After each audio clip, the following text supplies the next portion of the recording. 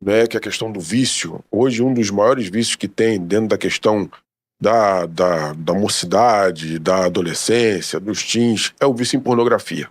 É. Por quê? Na minha época, para a gente ter acesso a alguma coisa, a gente tinha que pedir a alguém que era mais velho, ir na banca de jornal para comprar uma revista. E a revista vinha com a tarja preta, né? A gente, às vezes, ia lá comprar um jornal pro nosso pai, e a gente ficava tentando imaginar o que tinha embaixo daquela tarja preta que existia na revista. Verdade. Agora, tá na palma da mão. A coisa tá ao alcance deles. E vou lhe dizer uma coisa por conhecimento de causa, por atendimento. Me surpreende o número de meninas que também estão envolvidas nessa situação. Porque um tempo atrás, na minha concepção, na minha cabeça, era só uma coisa assim, mais ligada aos meninos. Mas as meninas também estão sendo influenciadas por isso.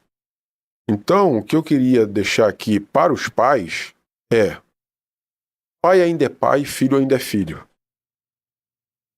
A grande questão é que muitas vezes hoje, e isso é uma fala que talvez alguns a tenham por polêmica, mas aí é a minha forma de entendimento. Sim. Algumas pessoas, por quererem brindar tanto os seus filhos, né, porque meu pai e a minha mãe foi muito ríspido comigo, então agora eu não vou ser com meu filho, e aí trata o filho numa posição de tanta amizade que acaba perdendo a posição maternal e paternal. E aí o filho não vê o pai como pai e a mãe como mãe. Sim. Mas às vezes trata em pé de igualdade com o coleguinha que tem. Só que o pai e a mãe ainda é uma autoridade. E não é autoridade para espancar, não é autoridade para proibir pelo seu bel prazer. Não é para isso. Mas é uma autoridade para corrigir, para orientar, para direcionar. Porque vamos voltar à questão da paternidade de Deus. Muitas vezes as pessoas não entendem os nãos de Deus. Mas o não de Deus é para me preservar. Porque se tudo que eu fizesse dentro da minha estrutura humana e Deus dissesse sim, eu me destruía. Então tem horas que eu vou querer ir para um lugar e Deus vai falar assim: meu filho, se tu for, você vai se destruir. Então, não. A mesma coisa é o pai, a mãe, que já pisou em algum lugar, já passou por uma situação, sabe como aquilo é, e que quando fala um não para um filho, ele não fala simplesmente pelo fato de querer dizer não, mas é para preservar a saúde, a integridade física, mental, espiritual do seu filho e da sua filha. Sim. Então, pai, ele ainda tem o direito, que aí tem muita questão assim, do direito. Né? Não, mas por que você tem que mexer no meu celular? Tá, mas adolescente ainda é adolescente. Nós já passamos por lá, né? Eu sei que você tem pouco tempo que passou. Ih, pastor, não vai dessa não. Isso aqui é maquiagem. Eu já passei por lá tem um tempinho. Então, mas ainda sei como é que é. Sim. Então tem coisa que o adolescente não vai falar para papai, não vai falar para mamãe. Ele vai criar uma situação, ele vai dizer que vai para um lugar e vai para o outro. Ele vai arrumar alguém para dar testemunho que ele foi para um lugar que ele nunca esteve. É isso aí. Ele vai entrar num site que às vezes não é o site determinado para entrar, só que ele ainda não tem estrutura de formação de personalidade para lidar com uma pessoa que está do outro lado da webcam, que hoje com a inteligência artificial é uma pessoa e que na verdade está aparecendo na tela para ela como uma outra pessoa, que tem uma estrutura formada e maligna. Sim. E que vai direcionar esse adolescente para uma situação onde, no final das contas, ela fica refém dessa pessoa. Nós estamos vendo aí os casos de meninas que aparece uma outra menina e diz assim: tira a roupa, Então eu tiro uma foto assim. É isso. Eu quero ver como é que você tá. Eu tô me sentindo feia. Tá, não, deixa eu ver como é que tá. E na verdade não é uma outra menina, é um pedófilo que está do outro lado da tela, disfarçado, captura aquelas imagens e depois chantageia aquela pessoa. Vindo muitas vezes, ou algumas vezes, né, deixa eu me corrigir aqui, muitas vezes.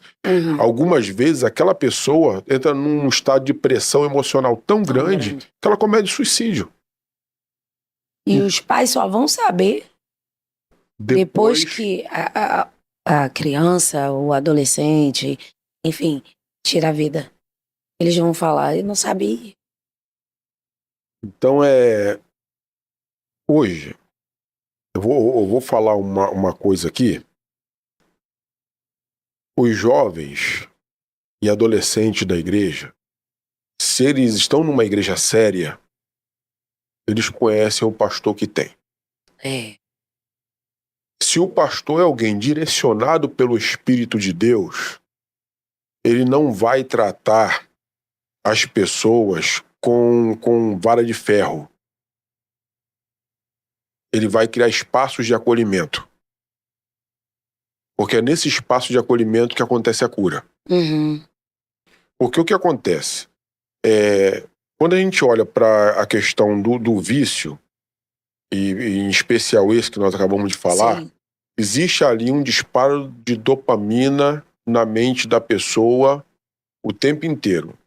E aí, adolescente, jovem, eu quero te dar um conselho aqui agora.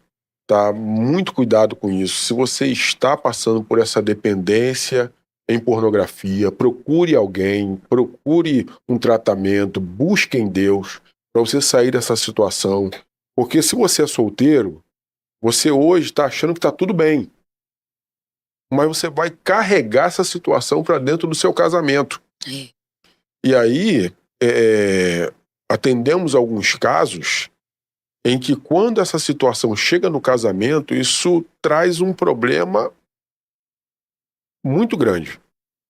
Porque são pessoas que deveriam estar aproveitando a plenitude do seu casamento, né, que é a lua de mel, e que na lua de mel se frustra.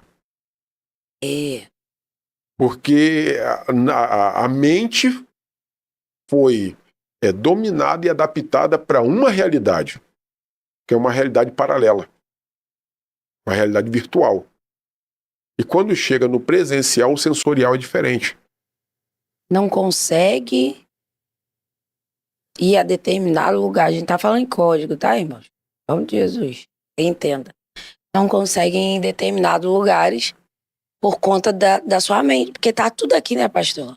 Porque a mente da pessoa que está dentro dessa estrutura, né? E eu não vou usar termo técnico, terapêutico aqui para ficar mais fácil do pessoal entender. A mente, ela acaba se adequando a uma esfera de realidade.